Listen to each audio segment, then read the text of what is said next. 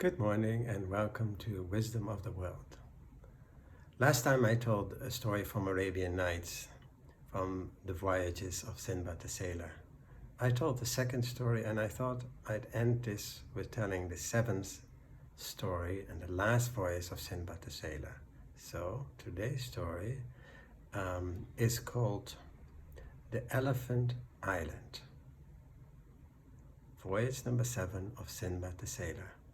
And the story goes like this. When the Caliph told me I had to take some gifts to the king I'd met on my previous voyage, I knew I had no choice but to go to sea again.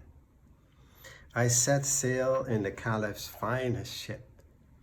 We were blessed with fine winds and calm seas and reached Sarandip, the land of jewels, without any trouble.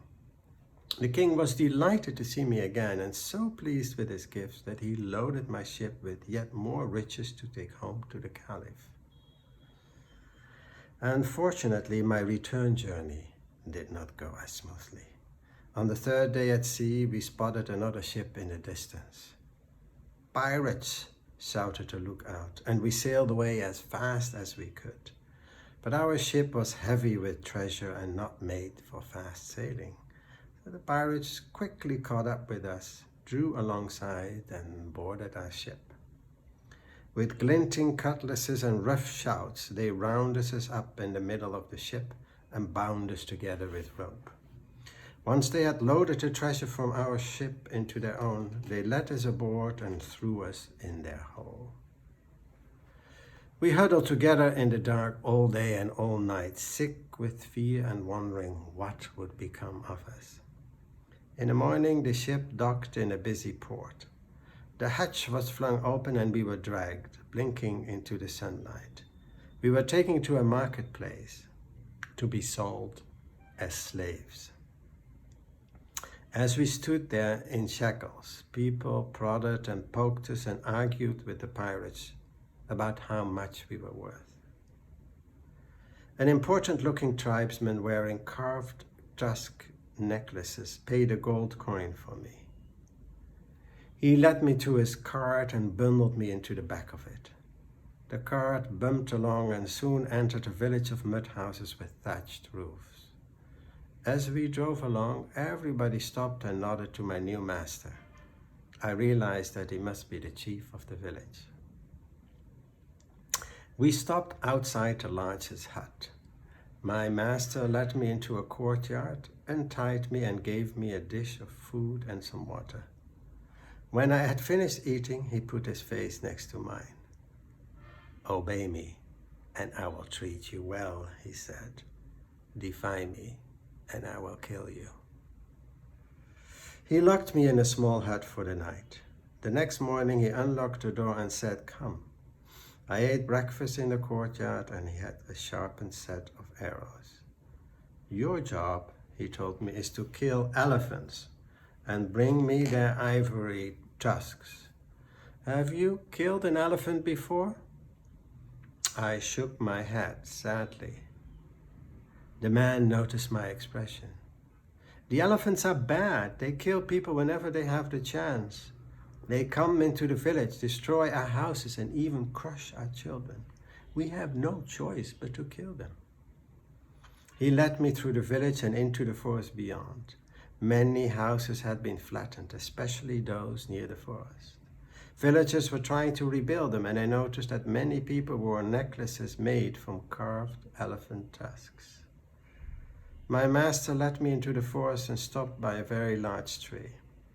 "Climb this tree," he said. "When an elephant comes, kill it before it can kill you. Come back to my house at sunset. Bring me elephant tusks or there will be trouble." My master went back to the village and I climbed the tree and waited. The slow crashing of foliage told me that an elephant was coming. Nervously, I raised my bow and arrow, and it appeared. It was the most magnificent beast I had ever seen. It was a huge bull elephant with a broad forehead, wide shoulders, and two long gleaming white tusks. As soon as it came through the trees, it saw me. It glared and let out an angry bellow that shook the leaves from the trees. I stared down the wavering tip of my arrow at the furious elephant and shook with terror. It could have easily plucked me from the tree like a cherry and crushed me underfoot. I should kill it now, I thought, before it kills me. Yet, something in its eyes made me hesitate. Slowly, I lowered the tip of my arrow and waited. The elephant reached into the tree with its trunks and plucked the bow and arrow from my hands. Very deliberately, it snapped them like twigs and threw them on the ground. Then it curled its trunk around my waist, it lifted me onto its back and started off through the forest.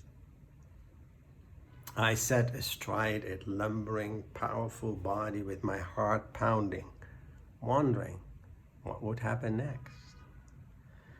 The elephant gave a deep rumble that felt as if it vibrated through the earth, and an answering rumble came from the depth of the forest.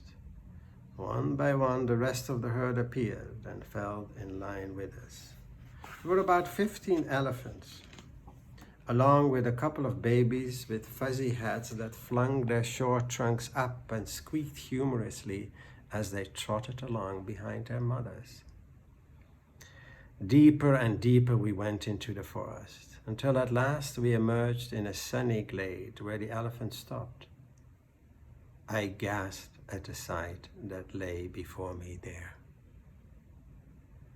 The bare bones of what must have been hundreds of elephants lay in the clearing, arranged neatly side by side, with flowers growing up and around them. The older ones were entwined with ivy. The newer skeletons had fresh flowers arranged around them. This was an elephant's graveyard. The entire herd of elephants stood in silence, looking at their dead relatives. One or two used their trunks to straighten some of the bones and to sweep them clean of dead leaves. Gazing around the graveyard, I noticed that not a single one of the skeletons still had its tusks. There were several skeletons of smaller elephants too, no bigger than the tiny baby elephants that now huddled under their mothers' bellies. I suddenly understood the elephants in a different way. They were losing their lives just for the sake of their tusks. All they were doing was fighting back. I had to do something to help stop this bloody war. I had no idea whether the elephant would understand me, but I spoke to it nevertheless. I was sent to kill you for your tusks, I began. I want to tell the people who sent me what I have seen and tell them to stop attacking you. Will you come with me to show them how peaceful you can be? The elephant gave a deep rumble and began to move. It led the herd through the depths of the forest, past the tree with my broken arrows at its foot, and out into the village. When the elephants entered the village and marched past the half-rebuilt houses, people fled with terror on their faces. Villagers gathered in doorways, clutching their weapons. But the solemn procession of the entire herd of elephants was impressive enough to ward off any attack. We stopped outside my master's house. I have brought the elephant tusks you asked for, I called out. But I left them on the elephant. My master came out. What kind of demon are you who can tame wild elephants? He stammered in fear. I didn't tame them, I replied. I think it may have been they who tamed me. Anyhow, they have came to show you that there can be peace between man and elephant. They only attack you because you keep slaughtering them for their tusks. They are animals, shouted my master indignantly. They don't reason like that. They showed me the elephant graveyard today, I said. They mourn the loss of their dead, the same as we do. How do we know they'll stop harming us if we drop our guard? Came a voice behind me, and I turned to see the villagers gathered in a timid crowd around the elephant herd. If you let them leave the village peacefully and stop all violence towards them, they will leave you alone, I said, hoping that this would be true. Very well, said my master. We will try it. The villagers parted to allow the elephants through. The bull elephant wrapped his trunk around my waist and lifted me down to stand in front of my master.